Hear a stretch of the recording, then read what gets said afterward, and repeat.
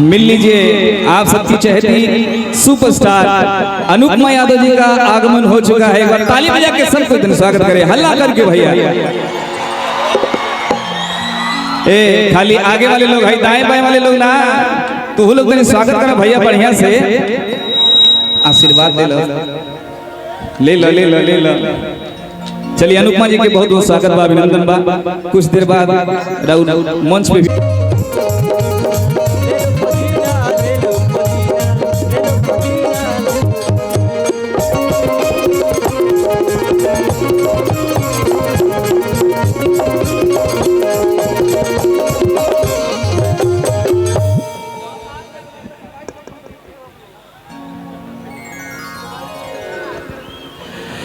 हम लोगों की मिथिला की परंपरा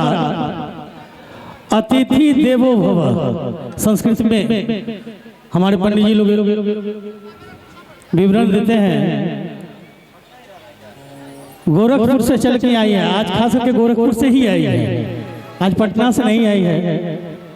एक बार इनके लिए जोरदार तालियों से स्वागत करें। और जितने भी हमारे मोबाइल वाला भाई है सब फ्लैश जला ले।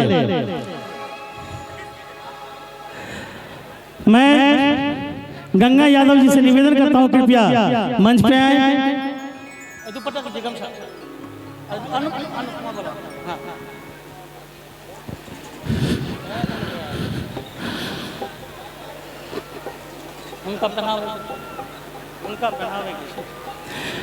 एक बार जोरदार तालियों से स्वागत करें माँ की दुपट्टा और बाप की पाग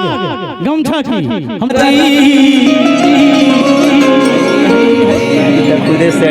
कितना लोग चाहता कि इनका सेंट आ जाए सब। और बीच में भैया हमारे कहता ना कि हम लेके आइए भैया कि अरे ले आई हो सेंट गमा कौआ राजा जी, तमारी मारी के घूमो पूरा गौवा राजा जी। पूरा गांव तो हमके घूमे वाले लेकिन ठुमका लगा के हां ले आई हो सेंट गमा कौआ राजा जी, ले आई हो सेंट गमा कौआ राजा जी, मारी मारी के घूमो पूरा गौवा राजा जी, तमारी मारी के घूमो पूरा गौवा राजा जी। आज ले आई हो सेंट गमा कौआ राजा जी, देखा यहाँ कुर्सी पे ध्यान देता। ये लोग सेंट ले हैं तो ब्रांडेड लेके आई,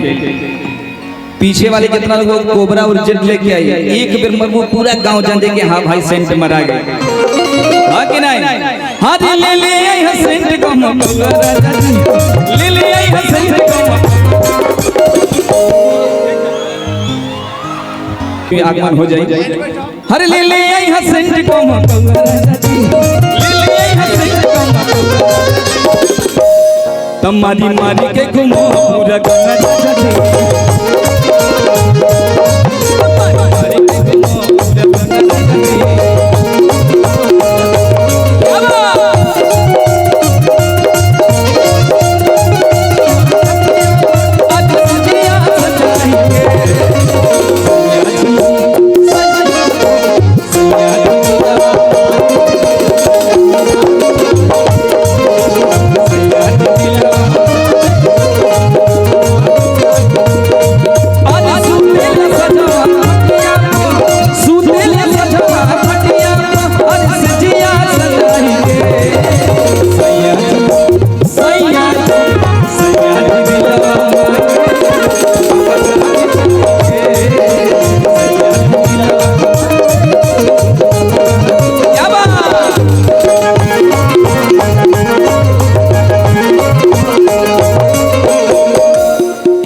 देखी न नदियों भी जाने लागो, देवरों के मनवा हारे लागो, कि मन करे ओ कनी से लड़े लाहो, तोहरे से जीवाई डरे लाहो। भैया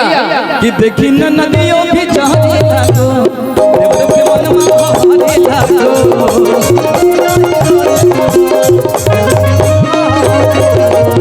देखी न नदियों भी जाने लागो,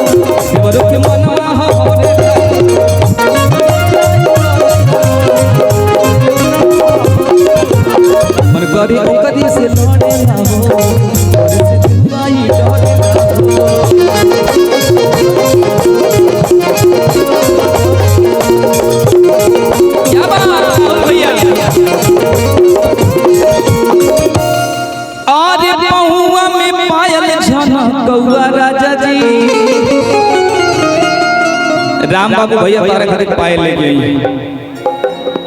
हरे पहुआ में पायल चमकौआ राजा जी कमारी मारी के घुमो पूरा गंगा राजा जी कमारी मारी के घुमो पूरा गंगा राजा जी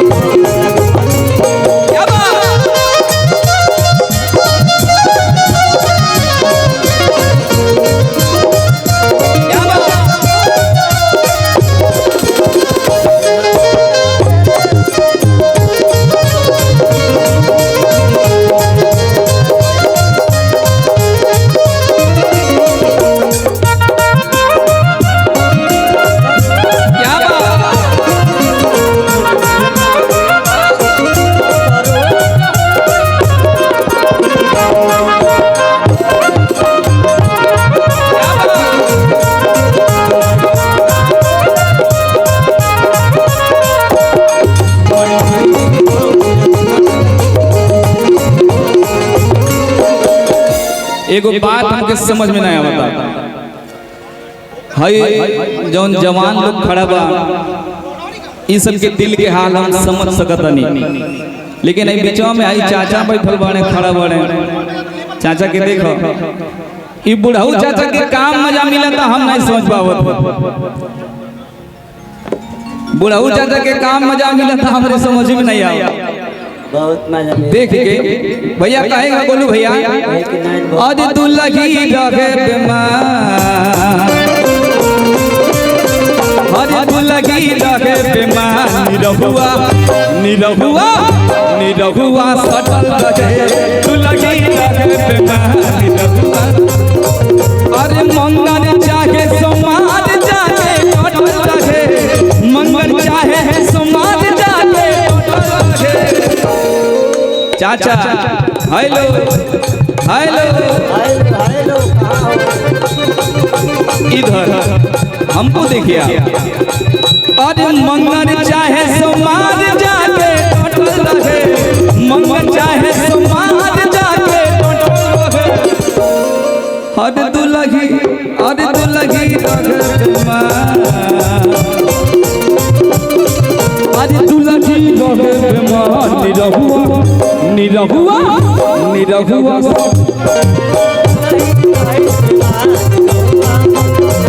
आज दुल्लगी रहे बेमार निरहुआ सटल रहे क्या बात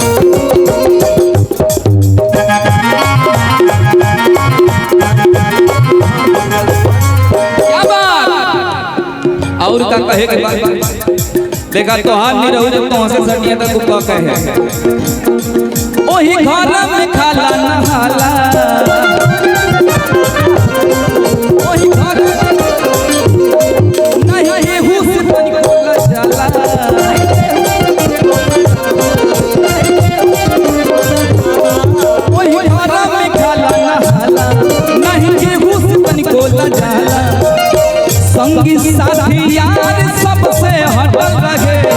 संगी साथी यार सबसे हटल रहे हमके लगा था कि हेऊ चाचा के हालत कुछ ठीक नहीं बा मजा आवता हां वाह यही से एकदम आगे वाली सीट को रिजर्व करके बैठल बड़त आज संगी साथी यार सबसे अरे हटल रहे संगी साथी यार सबसे हटल रहे हर दुल्लगी रहे बेमार हर दुल्लगी रहे बेमार निरहुआ सटल रहे दुल्लगी रहे बेमार दुल्लगी रहे बेमार सटल रहे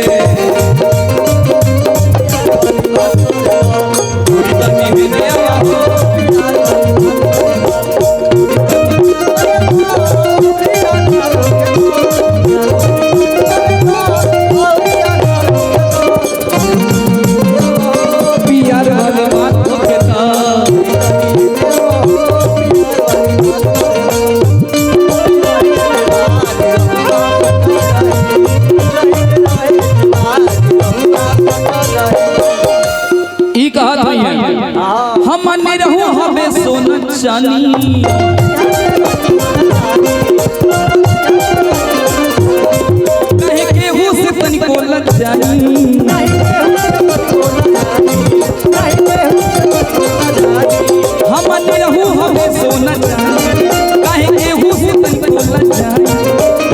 मंगर चाहे सोमार जाके टोटल लगे मंगर चाहे सोमार जाके टोटल लगे अरे मंगर चाहे हर सोमार जाके टोटल लगे हर दुलगी लगे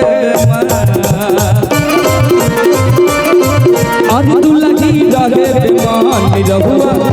निरहुआ निरहुआ